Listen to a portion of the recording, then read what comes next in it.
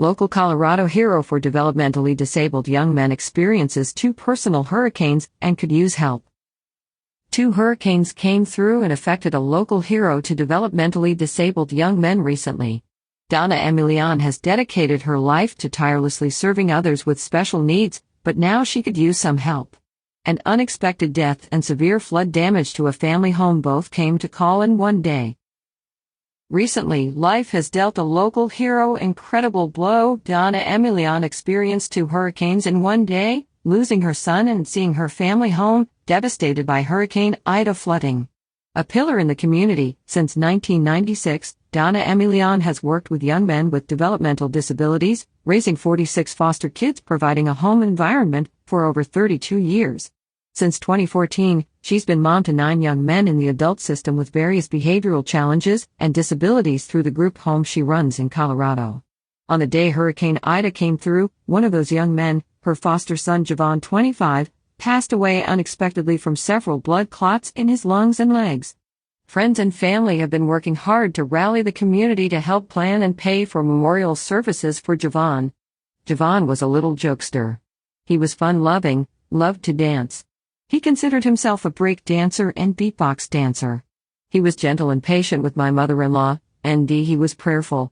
If someone had an ailment or was down or felt downtrodden, he was the first to give a prayer and say a prayer over them. The same weekend Javon passed away, her mother-in-law, who lives in Louisiana, suffered major water damage to her family home from Hurricane Ida flooding. Donna's mother-in-law suffers from early-onset dementia and Alzheimer's. Despite her own very full plate, Emilien rushed to Louisiana and brought her mother-in-law back to her home in Colorado for now. Emilien explained, she doesn't have insurance. There is about $25,000, $30,000 in water damage to her house. We're going to, of course, see what FEMA will help with. She lives on a fixed income. She's retired, her husband passed away, so she doesn't have his retirement anymore. She wants to be in her home, but it was unsafe. Donna's 89-year-old mother-in-law's home is riddled with snakes and rats, garbage, flooded carpets, mildew. Donna had to go and get her mother-in-law, flying from Denver to Alabama, renting a car and driving over. Authorities are telling evacuees that there are no shelters, no electricity, very limited resources for food, gasoline, supplies, and absolutely no medical services. Simultaneously, Emilien has been working caring for her mother-in-law and had to navigate home repairs. She also has had to deal with her own loss of income, unable to take in another placement in her son's old room as the family reels from grief and work to plan and prepare a funeral. Her family lives in the home as well as the young men she cares for, and now adding her mother-in-law to the house means her current household spans 4 months to 79 years old, and everyone is dealing with the loss of Javon. He passed away in the home. Despite her own recent personal hurricanes, Emilien is still full of hope and concern for her family and the future. She shared why she has been tirelessly driven to help others. I had a son that had developmental challenges and learned a lot of tricks of the trade raising him. When I started working in residential settings, I applied some of those same aspects to treatment and behavior modification and was extremely successful.